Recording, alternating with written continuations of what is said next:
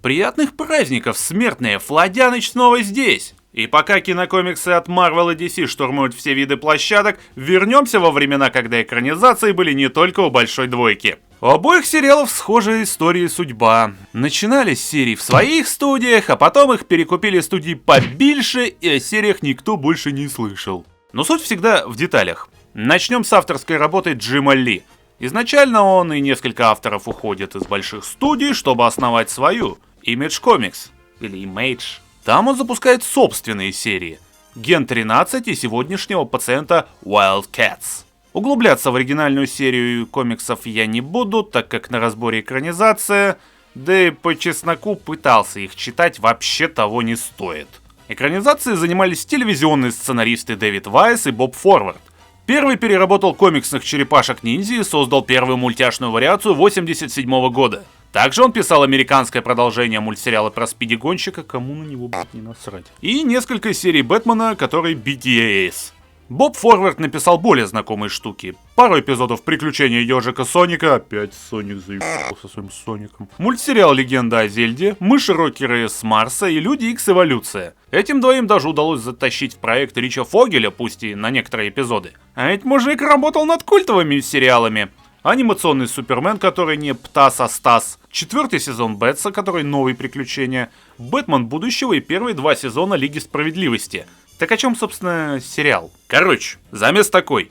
Есть раса херувиты, и они борются с демонитами. Первые это типа вселенские вершители справедливости, которые ассимилировались с людьми. А вторые подобие амогусовских импостеров, которые правили вселенной, но выродились и не могут существовать вне оболочек людей. История в сериале начинается с вербовки нового члена команды с самым странным названием «Дикие коты», где код — это аббревиатура с инглиша Cover Action Teams, или Тайная боевая команда. Здесь наши попытались грамотно адаптировать игру слов с сохранением смысла, и вышла «Команда отчаянных трапперов». Учитывая, что они маскируются на людях, имеет смысл. Лучше пусть думают, что ты трап, чем пришелец. Собирают это сборище смешной, но брутальный Карлан Джейкоб Марлоу с помощью херувитского живого компьютера Void, или Air в нашем переводе.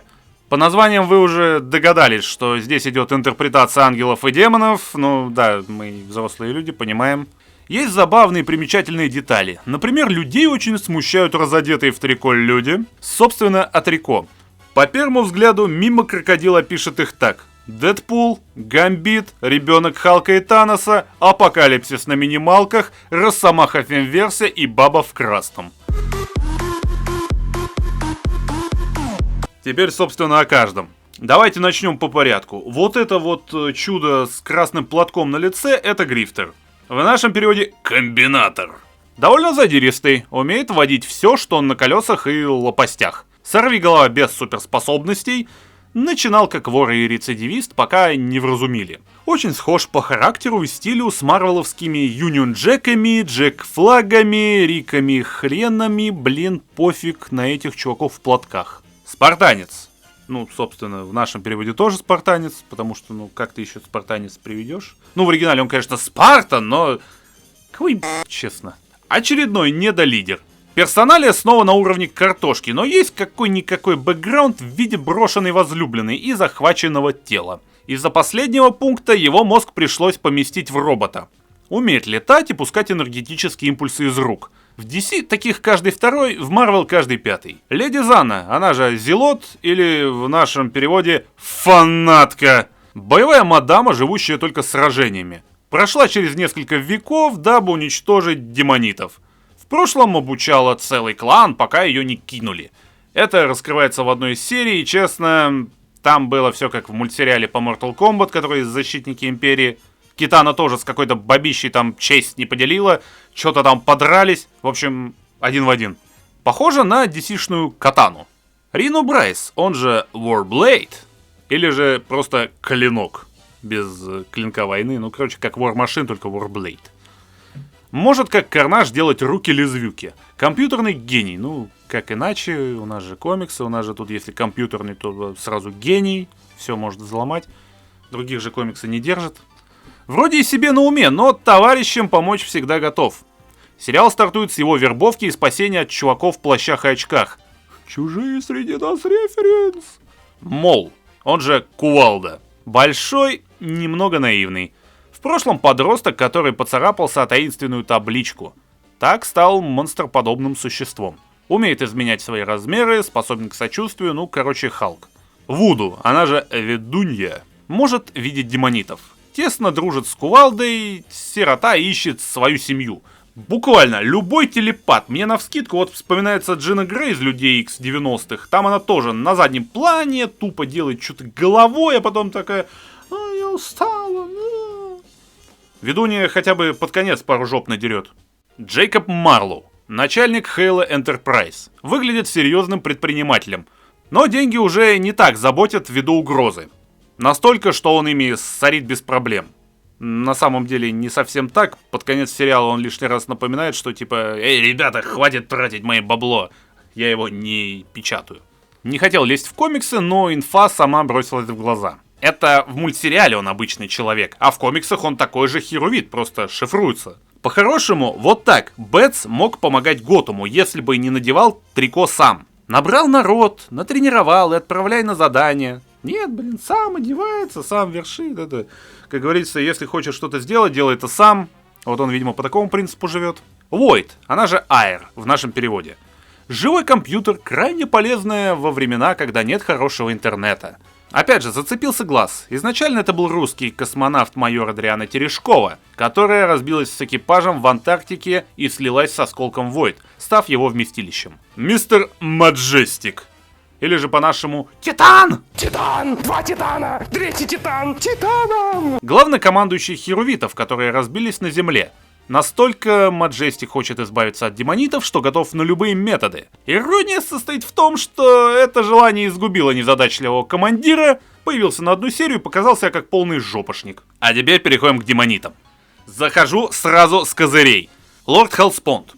Представьте существо с интеллектом Доктора Дума, силом и внешностью Дармаму, Росомахи, Венома и Железного Человека. Звучит, конечно, как полная катавасия, но вместе... Конечно, мне нужен Рино Брайс, и на этот раз он будет моим.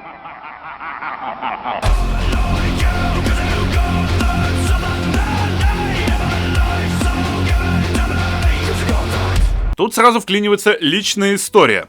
Данный сериал — это самое мое раннее воспоминание о чем-то посмотренном. Точно помню, что смотрел его утром по РЕН-ТВ, перед тем, как идти в детский сад, а это, на секунду, 97-98 год. Может, раньше. Так что угорать по комиксным историям было предначертано. Даже тогда герои интересовали меньше, потому что этот демонический ублюдок отнял все внимание одним своим видом. Его образ засел в голове и не выходит до сих пор. Любой дизайн персонажа я неосознанно сравниваю с Хелспондом. Ну, от чего еще ожидать? В нем есть почти все, что мне нравится. Минималистичная рожа черного цвета с кучей заостренных углов. Форма головы антропоморфная, но не человеческая, да еще и горит.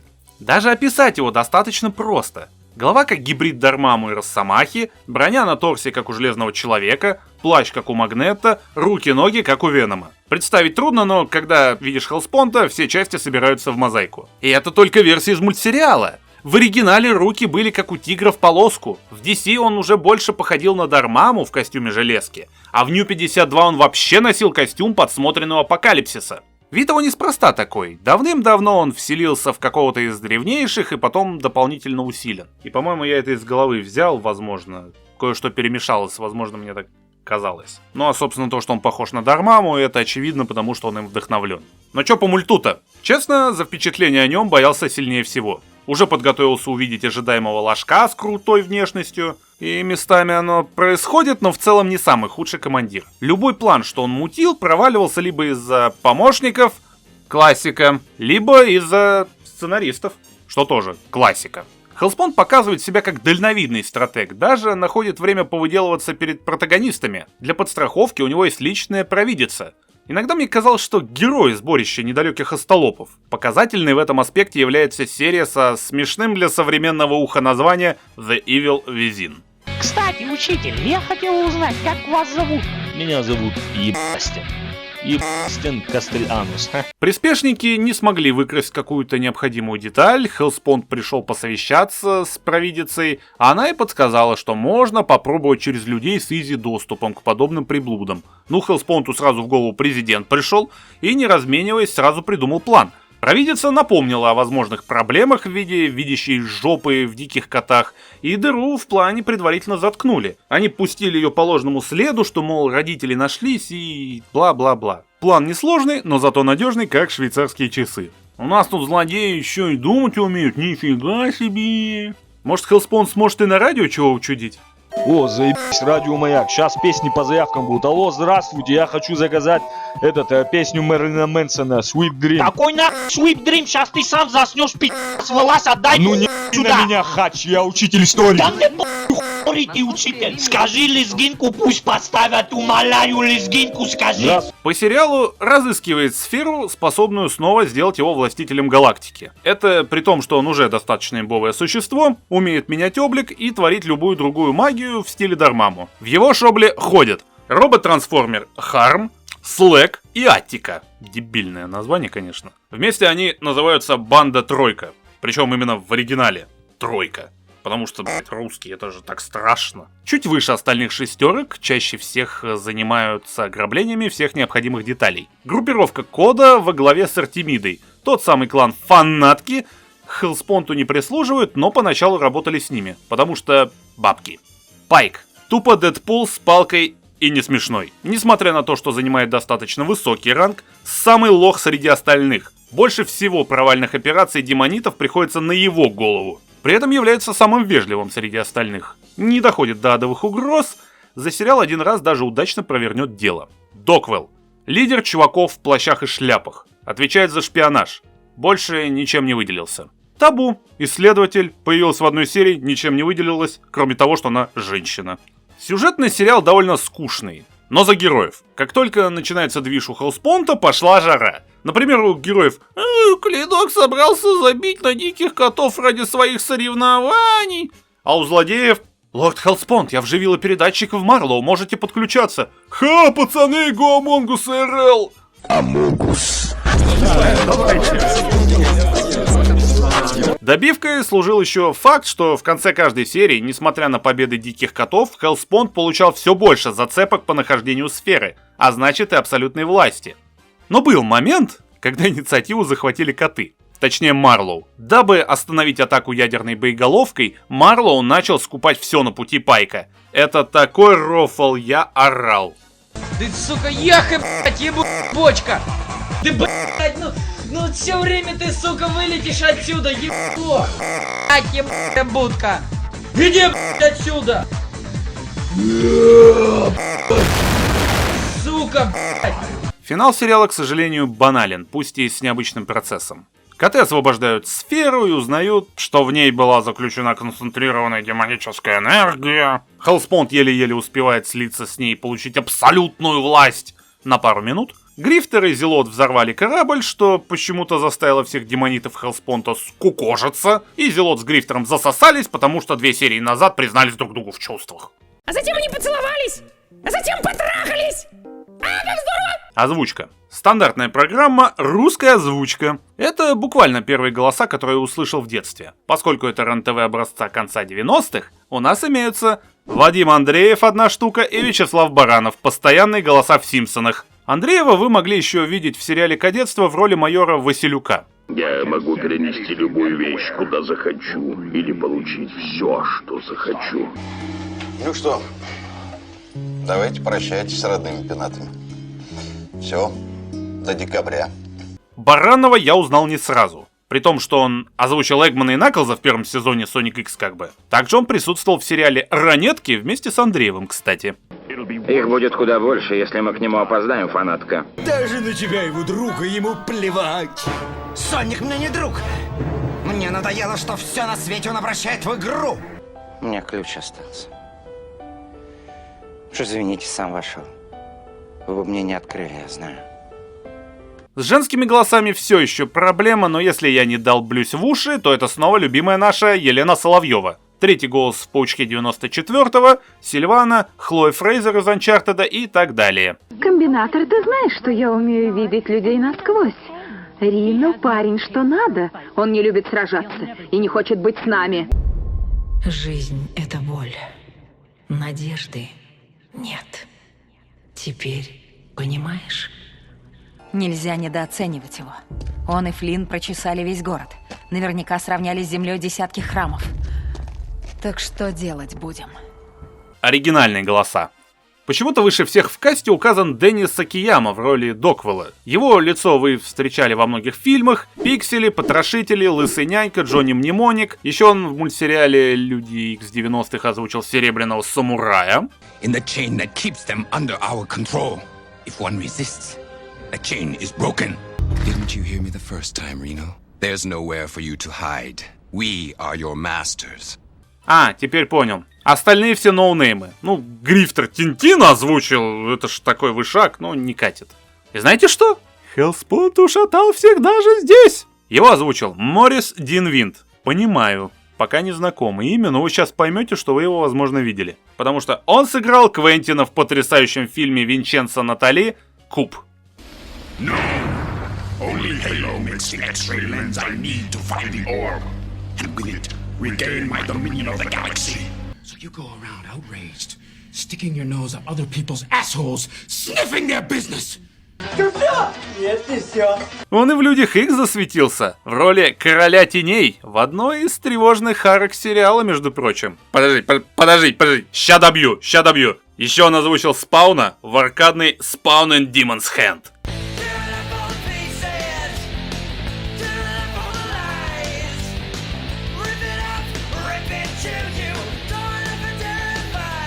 Бум! Опенинг. Про него хочется сказать, но в то же время и нечего. Он стандартный для супергеройских мультсериалов. Пафосный, показывает всех основных героев и злодеев, поется, какие герои клевые, всех победят. Только не догнал. Чё за вака?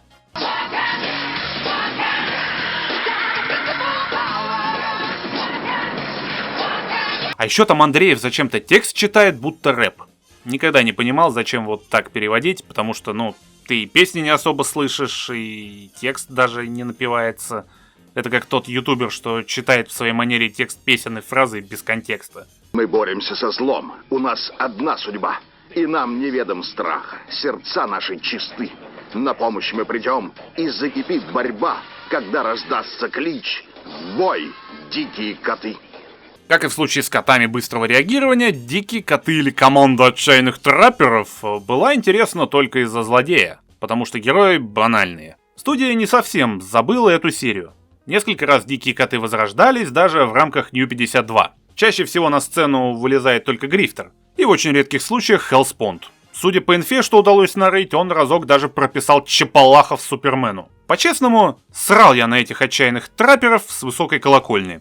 Но DC могли бы спокойно использовать Хеллспонта как персонажа для глобальных замесов.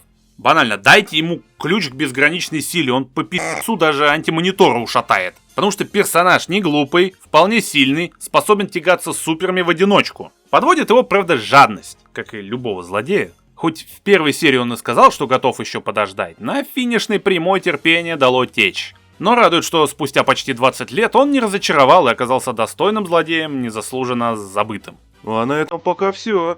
Не забудьте подписаться и написать комментарии, они помогают продвигать видео. Все ссылки будут в описании.